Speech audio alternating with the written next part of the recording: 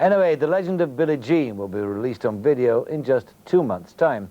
The gap between the film's theatrical release and its availability at the video shop is getting shorter all the time. In fact, there's a situation developing now where a film is only released in a cinema in order to generate publicity for the video release. The video market is indeed a major and important force in modern cinema, so we decided to investigate. The attitude of the film industry to video has changed. What was always seen as a threat is now seen as a way of making more money. In fact, it's sometimes possible to rent your video from the local cinema.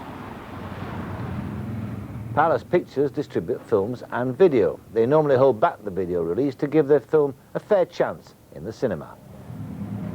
There are certain exceptions, and those are films which are playing art houses and the BFI's regional film theatres, which we have found, Kiss of the Spider Woman is a perfect example, Paris, Texas and Diva. We have found that we can put them out on video earlier without in any way harming the theatrical success. Why couldn't they give me that handsome leading blonde man here to keep me company instead of you? What the hell are you talking about? You afraid to talk about sex? You really want to know, Molina? I find you boring. Darling, you don't know page 1. It appears, whether it's fact or not, that for a film like this, that the two audiences are fairly mutually exclusive. But it's not just art house films. Remember Creepers, that exploitation horror film, which I reviewed 2 weeks ago. Palace are releasing it on video in May. Back to you, Robert. Creepers was originally picked up with video in mind only, not as a theatrical film. We then heard that certain exhibitors were interested in looking at it. Having shown it to them, we decided to give it a limited theatrical release. In fact, the reason for releasing a film like Creepers in the cinema is to increase its video sales. With a cinema release, you're guaranteed mentions in the national press, so that when the likes of you and me go into the video shop, we've heard of it. Video took off at great speed in the early 80s, and in fact peaked in 1982, when you could hire a video from almost anywhere. But about 50% of the rental outlets went out of business because the industry was so disorganized. But things are changing, and fast. We're one of the highest hardware-owning countries in the world. Over 40% of homes in the UK own video machines, which is a very high figure for an industry that's only been going 5 years. Of that, about a third rent regularly. We would define regularly as once a week, and they on average rent about 2 to 3 times a week. But you want to get to those other 2/3, obviously. Yes, I mean that what we're trying to do with the individual advertising campaigns and the generic PR campaign is get to the people who either used to rent or really never rented and say to them, video is excellent value for money home entertainment. And what we're trying to do is get that 2/3 who at present don't rent back into the rental shops and renting. This month's new films from Warner Home Video. Has James Bond finally met his match? Find out in the newest, biggest Bond of all, A View to a Kill. This ad went out several times in primetime television. There's no shortage of money for promotion. The video industry behaves much more like the pop music companies in their hard sell attitudes. And talking about selling, this is just a small selection of the goods offered to dealers and shops to help promote the product. It ranges from the predictable, like the cardboard cutouts, the sweatshirts, the caps, the boiler suits, records and all that, to the imaginative, like this thing here, which is a rather nice one. It's a tool set, as you can see, for the man with 2 brains, plugging that same movie. Books, of course, Birdie there, the excellent John Boorman book there, Money into Light, mugs and clocks and the lot. Now, it's well known that the record industry employs pluggers to push their material, a ploy that the film distributors have thus far resisted. But not so the video trade. Paul Clark, who's a record plugger, now works as an independent video plugger. And he's currently working on a film that I've just reviewed called Billie Jean, which will be in the shops in July. Listen to what they're planning for its video release. We're going to start running competitions in clubs around the country next week, 20 major towns around the country, where we're putting on promotional nights in these clubs. We're getting the local stations involved in starting to trail these promotion nights. There are going to be lots of giveaways, and there's a major prize at the end of it all. Now, the film Emerald Forest had a major cinema release, but finally only got made thanks to financial backing from a video company. John Boorman, its director, agreed to introduce the film at its video launch last week. Although video companies are putting up a lot of money for films and because of that are often getting them made, I still wonder whether they're quite putting up enough, whether they're actually paying their way, paying their share. Because as cinemas, if cinemas do decline, I see the danger that films just won't get made in the same way, in the same high quality that they're being made at the moment.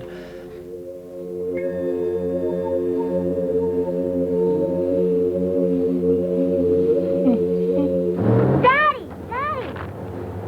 Daddy! There's people in there! People? What kind of people? Smiling people!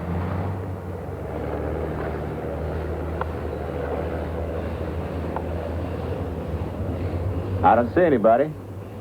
They were here.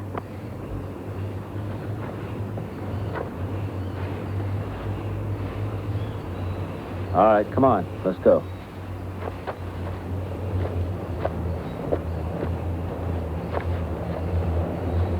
See what let's do? Let's go down the river and have a swim, all right? Tommy, come on, quit fooling around. Let's go. Tommy, get yourself down here.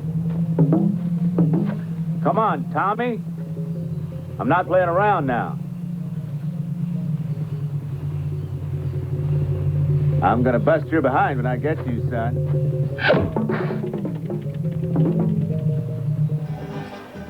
After the screening, everyone was shunted off to a party at the Sanctuary, a women's health club in London. To add glamour, the film's star, Charlie Boorman, was there with his friend Jason Connery. So too was Paul Clark, not having a night off, but hard at work plugging. Of course, this is a very crucial part of the promotion of the Emerald Forest video. Here we've got Jason and Charlie shooting arrows into the jungle and trying to spot the fierce person. Whoever gets the closest to the fierce person is actually going to sponsor a jaguar and an eagle, a Regent's Park Zoo.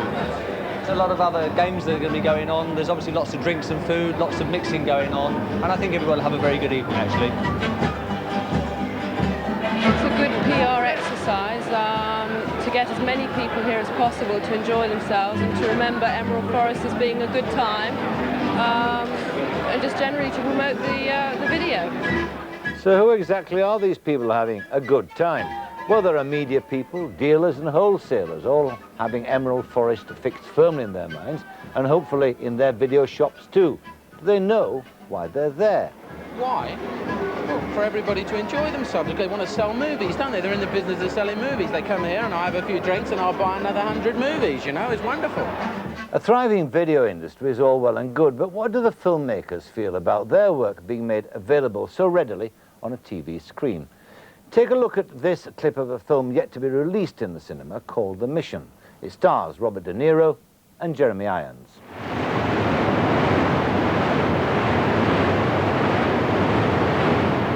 Your Eminence, below the falls, the jungle, if it has to be divided, may be divided between the Spanish and the Portuguese, as you have agreed. But in reality, above the falls, it still belongs to God and the Guarani. And what do they run from? They run from us. That is, they run from slavery. Slavery rubbish. It is true. Rubbish. Your Eminence. Your Eminence. In the territories governed by Spain, there is no slavery. That's a lie. I won't accept a challenge from a monk. His cloth protects him. And in the name of the king, whose dignity I represent, I demand an apology right now. My cloth protects I you, want an Senor apology Cabeza. right now! Damn you, I won't stand for this! The Mission's directed by Roland Joffe, who made The Killing Fields, which was both successful in the cinema and on video. How does he feel about his films being seen on the small screen? Completely mixed about people watching The Killing Fields on television. it's topped the video rating list for quite a long time. I was very surprised about that, but terribly pleased, because I felt this means that people are taking the film and actually want to see it in their homes. A lot of people who've seen it, who've never seen it in the cinema, say, oh, you know, we were very moved and we cried and it was extraordinary. So in a way, I was very pleased. On the other hand, I was upset in a way too, because that film was shot, thought about and designed to be shown in the cinema. And I know, sure as eggs is eggs, I know that if you see that film in the cinema, you see an infinitely better film than you see on video. Now, while Roland Joffe appreciates the value of the video industry, he's not entirely happy with the way that things could go. The problem for me, and I guess for others, would be if what happens is the video market begins to steal the ambition of cinema. And what begins to happen is people who are making films begin to think, oh, this thing is likely to go out for video. All I have to have is the ambition that's required from a television screen. That would be dangerous. The other danger that I think could come from that as well is the danger of cinemas themselves. Because in a way, we're at a sort of a crisis point. But we're at a very similar crisis point when we had when television first came out. Everybody said exactly the same things. Television is going to kill cinema, people won't go out. Now, in a way, it has. But I don't think the villain of the piece was TV. I really don't. I think the villain of the piece were cinema owners, the chain owners, and those great combines who actually owned the cinemas. Because at that point, what they did was not to say, television is coming in, now how do we make our cinemas work? How do we get cinemas that will really drag people out? What they actually did was, they turned over, threw their legs in the air, and tried to make their money other ways and let the cinemas run down. It's an interesting thought that some cinemas now house video shops. Recently, one of these cinemas was playing An Officer and a Gentleman on a rerun. The print was badly scratched and badly cut. The projectionist reported the poor condition, but was told no other print was available. The cost of seeing this film was £2.50. In the foyer of the same cinema, the video shop, you were able to rent a copy of An Officer and a Gentleman, uncut and unscratched, for 75p. The availability of video is going to get worse or better depending on your viewpoint, because there's a company in the Midlands who've devised a new kind of cash point video. You insert your card at any time, 24 hours a day, 7 days a week, punch up your choice of video, and away you go. And you return it in the same way. And where will it all end? Well, it might be the finish of cinemas in Britain as we know them, or it might be the start of a much more progressive and intelligent attitude to what we, the paying customers, really want when we go to the movies.